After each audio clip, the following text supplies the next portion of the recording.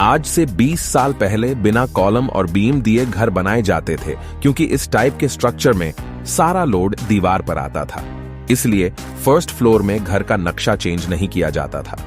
First floor की दीवार ground floor की दीवार के ऊपर दी जाती थी। आज के टाइम में जो भी घर बनाए जाते हैं उनमें घर के लोड को लेने के लिए बीम और कॉलम का उपयोग किया जाता है।